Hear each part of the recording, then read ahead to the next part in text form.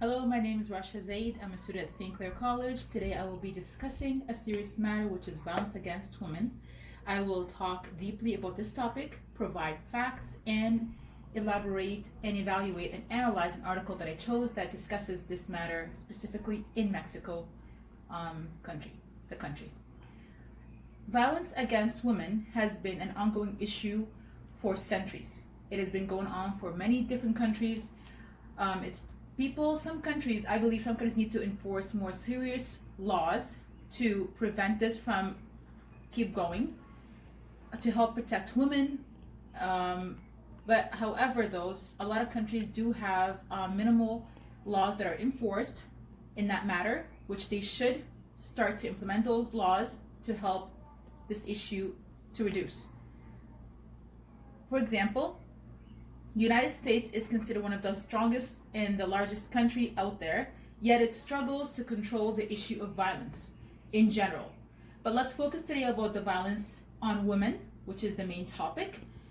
Statistics have shown that an average of 52 women in the United States are either killed or shot by their partner monthly. Add to that, nearly 1 million women alive today have reported being shot by their intimate others or their partners, while 4.5 million women have reported that they were threatened with a gun before. 1 in 5 women and girls aged from the age of 15 to 49 reported experiencing physical or sexual violence by the other partner or by their partner within a 12-month period.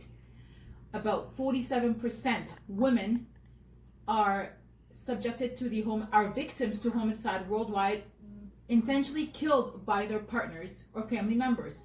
On the other hand, only 6% of men are victims of worldwide intentionally killed by an intimate partner or family members. So that's 47% for women and 6% for men. There's a huge gap right there. 49 countries have no laws specifically protecting women from domestic violence. 49 countries is a very high number. 37 countries exempt rape predators from prosecution if they marry the girl that they raped, which is completely sickening to me, to be honest. The article that I chose today is written by a professor. This article is titled Mexico's Other Epidemic Murder Women, and it focuses on the issue that Mexico is facing regarding the violence that is ongoing and reoccurring continuously with women in Mexico. And the author labeled this ongoing issue as a femicide because it is basically targeting only women. Mexico has been one of the countries known to struggle with violence against women. Since the pandemic COVID-19, the issue of violence against women in Mexico has increased dramatically. According to National Network of Women's Shelters, 60% is the increased percentage of women that are calling for help on a daily basis. Mexico is considered one of the most violent countries in the world. Multiple women in Mexico are raped, kidnapped, and even killed on a daily basis. Mexico has an issue with violence in general, and it reports daily homicides. However, they are dealing with a more serious matter, which is the issue that is happening every day. Like I said earlier, it's the femicides, which is basically only targeting females to be killed and murdered and raped. The professor that wrote this article, her name is Alejandra G. She's a professor at a university and felt the need to write this article to draw more attention, to actually draw the light on this serious matter. Just before the COVID-19, 2 killings made national headlines in Mexico City. The first killing was of a 25-year-old Ingrid E. She was killed, raped, and skinned to the point that when police officers arrived to the scene, from how sickening the sight was, they actually took pictures, and the pictures leaked to the media, and it was reproduced and everybody saw it. The second killing was of a 7-year-old Fatima. She was kidnapped from her school. While waiting for her mom to be picked up, the girl was later found naked in a plastic bag, and there were signs of sexual abuse and rape and violence that was done to the little girl. After these 2 killings, Fatima's two killers were caught for Fatima's murder. However, though, Ingrid's case did not get resolved and nobody was caught, and still till this day remains unsolved.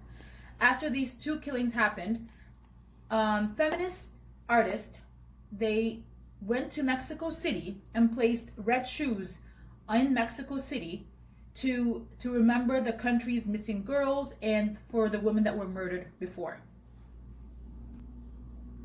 After the two killings, the president, Andres of Mexico, blamed the cause of the killing on the other opposing parties in hopes of trying to make him look bad in front of his people.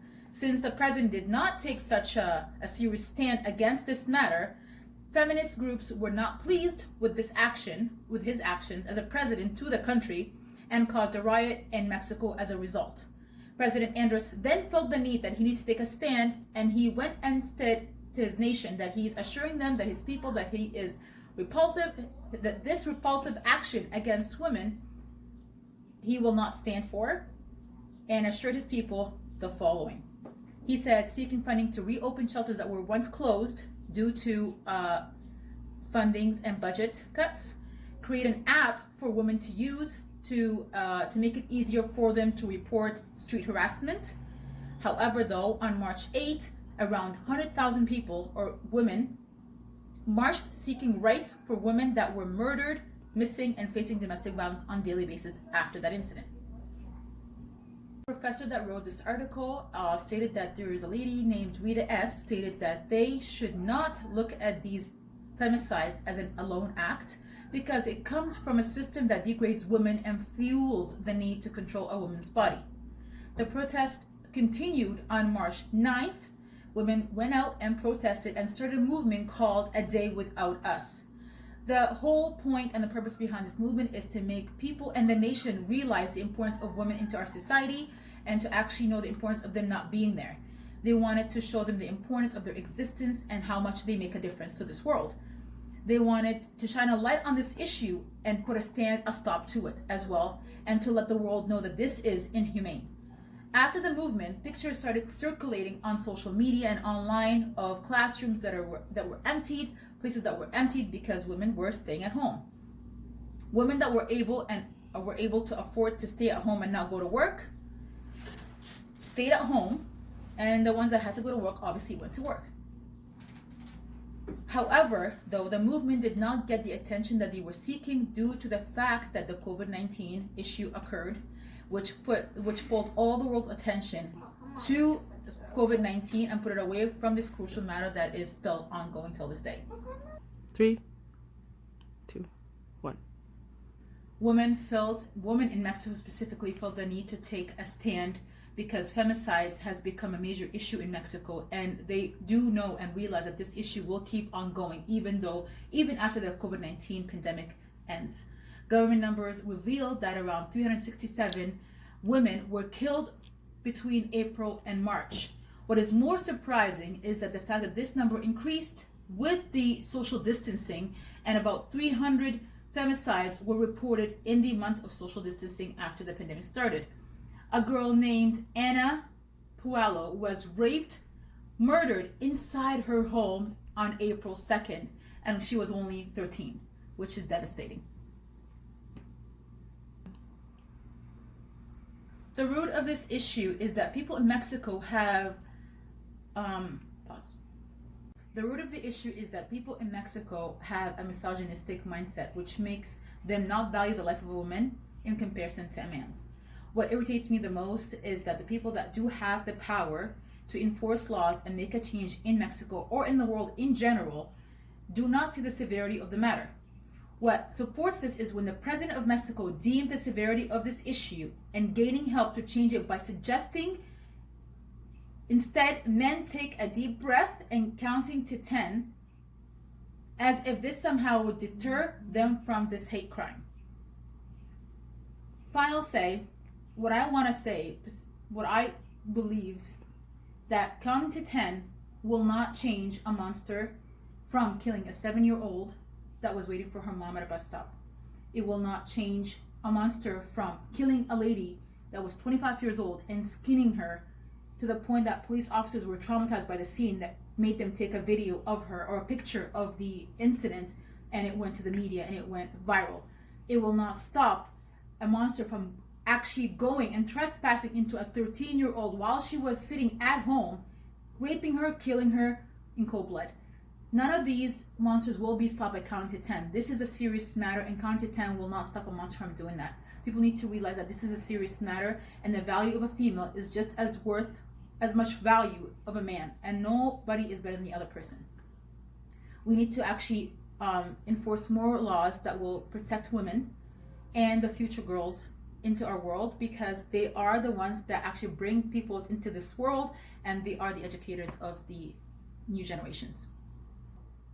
I also want to mention that it's unfortunate that the movement that these women tried to do in Mexico did not take the attention that it deserves due to the pandemic that occurred after. I do hope that, however, though, after the pandemic is over, people actually go back to drawing attention to that topic, because it needs to be solved.